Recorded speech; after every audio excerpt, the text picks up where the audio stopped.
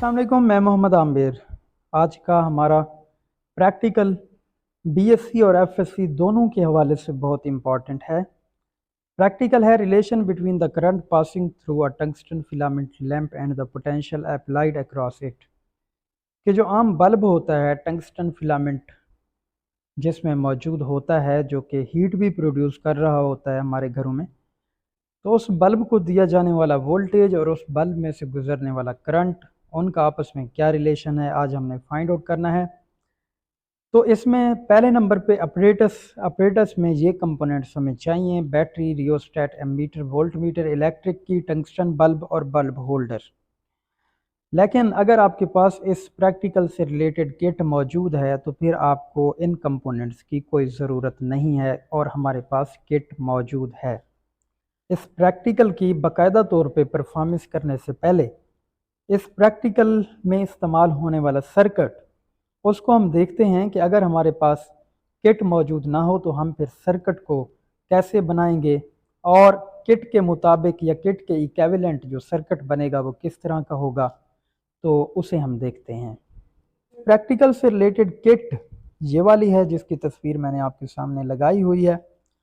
और इस किट में देखें तो ये इनपुट पोर्शन है जिसमें स्टेप डाउन ट्रांसफार्मर 220 वोल्ट से कम करता है वोल्टेज को। ये रेगुलेटर या पोटेंशियोमीटर है जो कि वोल्टेज की वैल्यू को वेरी कराता है। डायोड है जो रेक्टिफायर का काम करता है। और ये कैपेसिटर है जो कि फ़िल्टर का काम करता है, डीसी फिल्टर करता है।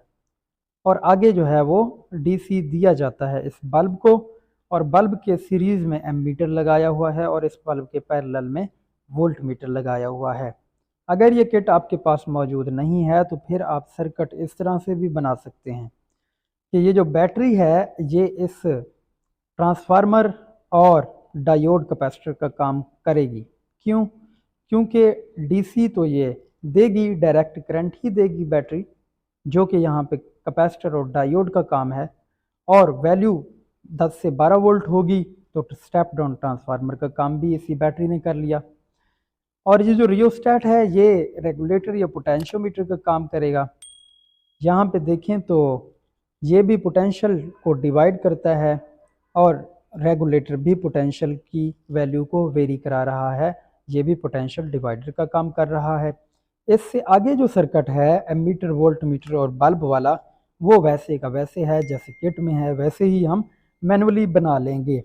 तो दूसरे नंबर पे जो इम्पॉर्टेंट काम हमने करना होता है वो ये सर्किट डायग्राम बनानी होती है प्रैक्टिकल से रिलेटेड। और इस सर्किट डायग्राम में इस्तेमाल होने वाले कंपोनेंट्स को मेंशन करना होता है कि ई का मतलब source of EMF means battery, R का मतलब रियोस्टेट की, A means ammeter, V means voltmeter, B means tungsten filament bulb. तो इस किट को देखें तो इसमें एमीटर को जूम करके दिखाया हुआ है और वोल्ट मीटर को भी जूम करके दिखाया हुआ है। एमीटर में देखें तो 0 से 0.5 एम्पेयर तक ये बड़ी डिवीजन है और इसमें 5 छोटी डिवीजन्स हैं, तो हर छोटी डिवीजन 0.1 एम्पेयर की हुई। और इसी तरह वोल्ट मीटर में 0 से 2.5 तक छोटी डिवीजन्स 5 हैं, तो इस तरह से देखा जाए तो ये छोटी जो डिवीजन्स हैं वो 0.5 वोल्ट की हुई। तो यहाँ पे वन स्मॉल डिवीजन 0.1 एम्पेयर और यहाँ पे जो स्मॉल डिवीजन है वो 0.5 वोल्ट। तो आइए अब हम प्रैक्टिकल को परफॉर्म करते हैं अपनी किट को इस्तेमाल करते हुए। ये तो प्रैक्टिकल से रिलेटेड ऑपरेटर्स हमारे पास मौजूद है। ये कंप्लीट किट है जिसमें सारे कंपोनेंट्स लगे हुए हैं जो कि हमने ऑपरेटर्स वाले सेक्शन में लिखे थे।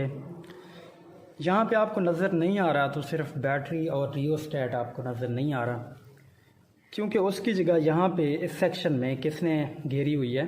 ट्रांसफार्मर, पोटेंशियल डिवाइडर और इधर से डायोड और कैपेसिटर ने। किसकी जगह? बैटरी और रियोस्टेट की जगह इसने घेरी हुई है। ये जो ट्रांसफार्मर है ये ट्रांसफार्मर स्टेप डाउन है, 220 वोल्ट एसी को चेंज करता है, मींस कम वोल्टेज में ये आगे रिज़ल्ट देता है। और उन वोल्टेजेस को चेंज कराने का काम जो है वो ये पोटेंशियल डिवाइडर करता है, जो कि रियोस्टेट के रिप्लेसेबल हो गया।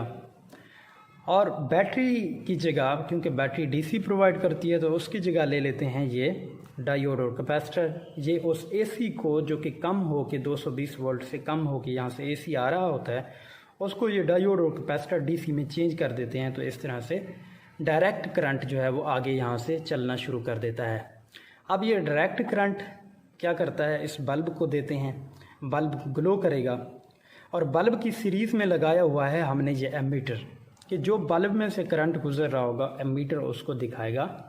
और इस बल्ब के पैरेलल में लगाया हुआ है यहाँ पे वोल्ट मीटर, कि जो पोटेंशियल डीसी का यहाँ पे बल्ब को हम दे रहे होंगे वो पोटेंशियल दरअसल वोल्ट मीटर हमें दिखाएगा। तो एमीटर जो है वो इस बल्ब के सीरीज़ में लगा हुआ है और वोल्ट मीटर जो है वो इस बल्ब के पैरेलल में लगा हुआ है। इसका सिंपल सर्किट भी मैं आपको उसमें दिखा देता हूँ। और यहाँ से जो करंट जा रहा है वो कौन सा है, अब वो डीसी है जो कि इस लैंप को मिल रहा है। अब हम परफॉर्मेंस करते हैं, हम देखते हैं, ऑब्ज़र्व करते हैं कि डीसी जो वोल्टेज है हम इस बल्ब को अगर दें तो कितना वोल्ट देने के ऊपर इसमें से करंट कितना पास आउट करता है, वो हमें मीटर्स बता रहे होंगे और हम अपनी वैल्यूज़ को नोट कर लेंगे। जैसा कि हमने पहले देखा कि ये जो एमीटर है इसकी एक एक जो डिवीजन है, ये जो मिनिमम डिवीजन्स हैं वो 0.1 एम्पेयर को शो कर रही है, जबकि वोल्ट मीटर की ये जो लाइंस हैं वो 0.5 वोल्ट को शो कर रही हैं। अब हम ज़ीरो के ऊपर मौजूद हैं, एमीटर पे करंट भी ज़ीरो शो हो रहा है, वोल्ट मीटर पे वोल्टेज भी ज़ीरो शो हो रहा है। हम थोड़ा सा इसे चेंज करते हैं, आगे ले जाते हैं। अब यहाँ पे अगर आप देखें गौर से तो वोल्ट मीटर के ऊपर जो वैल्यू है वो 2 शो कर रहा है। गौर से देखें इसको आई लेवल पे, क्योंकि मैंने तो देखा इसे 2 वोल्ट, और इसके कोरस्पॉन्डिंग जो एमीटर है वो कितना शो कर रहा है, वो 0.6 एम्पेयर शो कर रहा है। अगर इसको, और यहाँ पे आपने एक बात ये भी नोट करनी है कि ग्लो भी बहुत कम है क्योंकि कम वोल्टेज दिया जा रहा है। मज़ीद इसको चेंज करते हैं, चेंज करने के ऊपर इसका ग्लो बढ़ गया।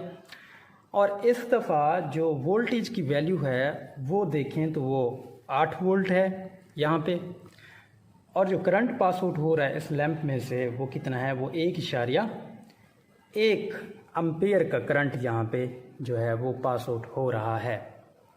मज़ीद हम इसे थोड़ा सा चेंज करते हैं। आप देखें तो 12 वोल्ट जो है वो एमीटर की रीडिंग है, वोल्ट मीटर की रीडिंग है 12 वोल्ट, और जो एमीटर पे शो कर रहा है वो है 1.5 एम्पेयर।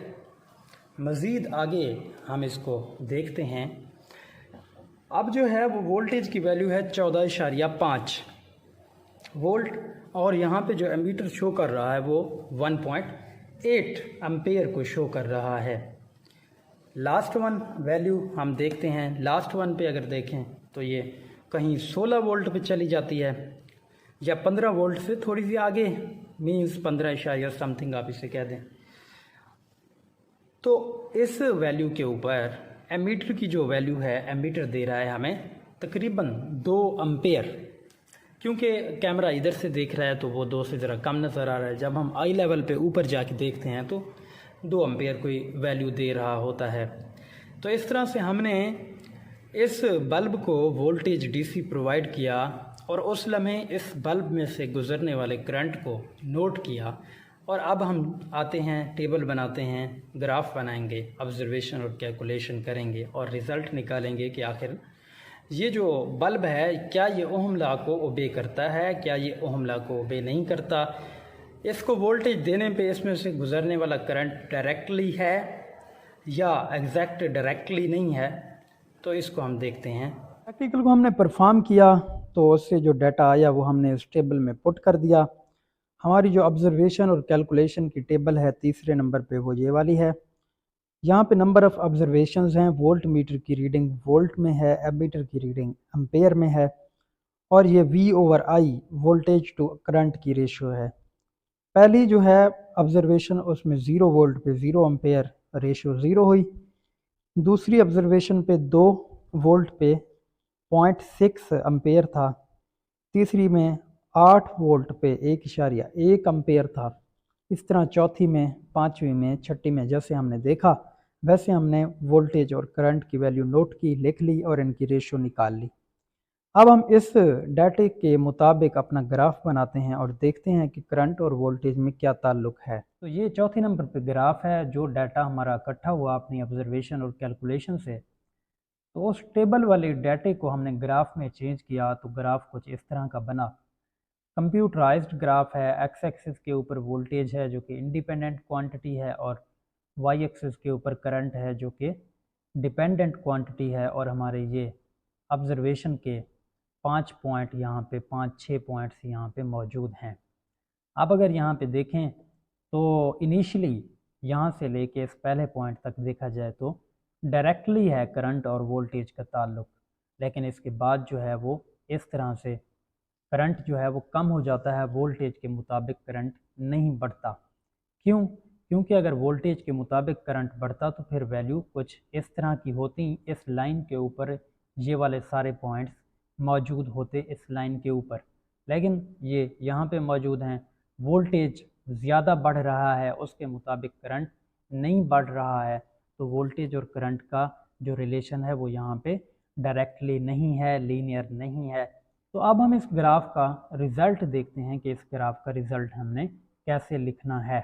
क्योंकि जो हमारा ग्राफ है वो इस तरह का आया है, करंट वाई एक्सिस के ऊपर, वोल्टेज एक्स एक्सिस के ऊपर लिया था हमने, और ग्राफ जो है वो इनिशियली डायरेक्टली था, उसके बाद जो है वो डायरेक्टली वाला रिलेशन ओबे नहीं हुआ।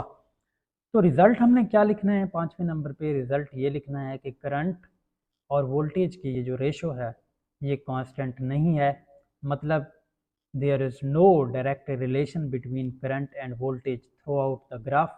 पूरे ग्राफ में करंट और वोल्टेज के दरमियान जो रिलेशन है वो डायरेक्टली नहीं है।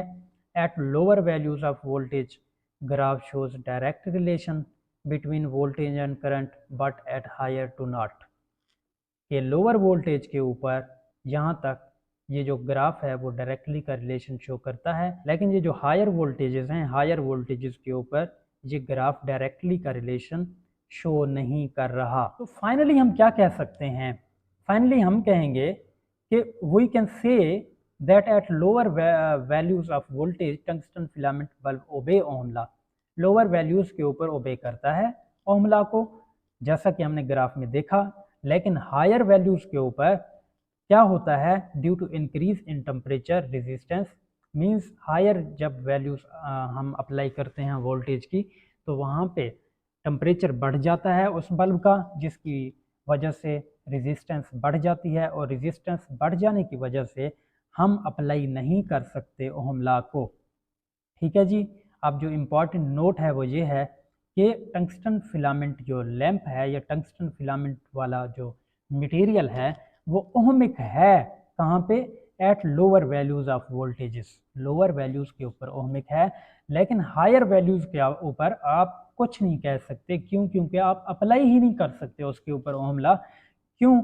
वजह यह है कि ओहम लॉ तो कहता है कि आप तब ओहम लॉ को अप्लाई कर सकते हैं जब फिजिकल कंडीशन में कोई चेंज ना आए, जब कोई रेजिस्टेंस, टेम्परेचर, प्रेशर वगैरह चेंज ना हो, तो तब आप ओहम लॉ को अप्लाई कर सकते हैं। क्योंकि इस बल्ब के केस में क्या होता है कि रेजिस्टेंस चेंज हो जाती है, रेजिस्टेंस चेंज होने की वजह से हम ओहम लॉ को अप्लाई नहीं कर सकते हायर वोल्टेजेस के ऊपर। लेकिन लोअर वोल्टेजेस पे टंगस्टन फिलामेंट लैंप क्या है? ये ओहमिक मटेरियल है। अब है सॉल्यूशन ऑफ मिसकंसेप्शन। एक शॉर्ट क्वेश्चन है 13वें चैप्टर में कि what is the difficulty to check whether a tungsten filament bulb obeys ohm law और नॉट। इस तरह का सवाल है कि क्या मुश्किल है आपको चेक करने में कि टंगस्टन फिलामेंट जो बल्ब है वो ओबे करता है ओहम लॉ को या नहीं करता। मीन्स उन्होंने सवाल इस तरह का दिया है कि क्या मुश्किल है चेक करने में। उन्होंने ये नहीं पूछा कि ओबे करता है या नहीं करता ओहम लॉ को बल्ब, उन्होंने पूछा मुश्किल क्या है चेक करने में। तो करंट जो है across the ends of conductor is directly proportional to applied voltage provided that there is no change in physical condition. ये आपको लॉ कहता है, किसका? ओहम लॉ कहता है आपको कि करंट और वोल्टेज डायरेक्टली होते हैं एक कंडक्टर के केस में जब ये कंडीशन फॉलो हो, प्रोवाइडेड दैट, बशर्त ये कि there is no change in physical condition. Physical condition mean resistance, temperature, pressure में किसी किस्म का कोई चेंज ना आए। तो देखें हमारा जो जवाब होता है ना इस सवाल से मुतल्लिक, हमारा जवाब ये होता है जो कि गलत जवाब है, क्योंकि हमारा ग्राफ डायरेक्टली रिलेशन शो नहीं करता। इस वजह से tungsten filament bulb non ohmic है। हम यही जवाब देते हैं ना आमतौर पे कि इस तरह का रिलेशन क्योंकि नहीं आता डायरेक्टली का, तो tungsten filament bulb non ohmic है। तो रिप्लाई बल्ब की ये है कि मैंने ओमिक बिहेवियर शो किया है लोअर वैल्यूज़ ऑफ वोल्टेज के ऊपर। मेहरबानी करके आप मेरा टेम्परेचर कांस्टेंट रखें, रेजिस्टेंस को कांस्टेंट रखें और फिर ओम लॉ के मुताबिक ओम लॉ मुझ पे अप्लाई करें। मैं ओम लॉ को ओबे करूँगा। पता क्या चला? पता ये चला कि आमतौर पे जो हम ये जवाब देते थे कि टंगस्टन फिलामेंट लैंप ओबे नहीं करता ओम लॉ को, वो जवाब गलत है। उसका हकीकत में जो जवाब है वो ये बनता है कि लोअर वैल्यूज़ पे तो वो ओबे करता है ओम लॉ को, लेकिन हायर वैल्यूज़ पे क्योंकि फिज़िकल कंडीशन में चेंज आ जाता है, तो हायर वैल्यूज़ पे हम ओम लॉ को अप्लाई ही नहीं कर सकते। ओबे करना तो दूर की बात है, हम उस पर अप्लाई ही नहीं कर सकते। अप्लाई करेंगे तो फिर ओबे या नॉट ओबे का मतलब समझ आता है, लेकिन हम हायर वैल्यूज़ के ऊपर अप्लाई नहीं कर सकते क्योंकि फिज़िकल कंडीशन में चेंज आ जाती है। क्योंकि हम टॉपिक को इन डिटेल देख रहे हैं, इस वजह से हम थोड़ा सा मज़ीद भी देखते हैं इस टॉपिक से रिलेटेड इस स्लाइड को। ओहमिक जो सब्सटेंसेस होती हैं उनका temperature coefficient of resistance equivalent to zero होता है। परफेक्टली ज़ीरो नहीं तो इक्विवेलेंट टू ज़ीरो होता है टेम्परेचर कोफिशिएंट ऑफ रेजिस्टेंस। और जो नॉन ओहमिक सब्सटेंसेस होती हैं उनका इक्विवेलेंट टू ज़ीरो नहीं होता, बल्कि उनका प्लस या माइनस में होता है टेम्परेचर कोफिशिएंट ऑफ रेजिस्टेंस। अब इसमें जो ओहमिक सब्सटेंसेस हैं उनमें कुछ अलॉय हैं, ठीक है जी, जैसा कि मैंगनीन, जर्मन सिल्वर, कॉन्स्टेंटेन। तो ये जो मटेरियल हैं ये अलॉयज़ ही हैं और ये ओहमिक हैं, और इनसे बनाए जाते हैं फिर रेजिस्टर, रियोस्टैट वगैरह। तो ये भी जो रेजिस्टर और रियोस्टैट हैं ये भी फिर ओहमिक हुए। क्यों? क्योंकि ये इन मटेरियल्स के बनाए जाते हैं, और इन मटेरियल्स के लिए जो ओम लॉ है उसका ग्राफ इस तरह का आता है कि वोल्टेज अगर एक्स एक्सिस पे और करंट वाई एक्सिस पे लिया जाए तो ग्राफ बिल्कुल लीनियर आता है। ये मटेरियल जो हैं वो ओम लॉ को ओबे करते हैं। और लिक्विड की बात की जाए तो सॉल्यूशन ऑफ कॉपर सल्फेट ये भी क्या है? ये भी ओहमिक है। अगर नॉन ओहमिक सब्सटेंसेस को देखें तो डायोड, ट्रांजिस्टर, वैक्यूम ट्यूब, इस वैक्यूम ट्यूब को भी आमतौर पर डायोड कहा जा सकता है।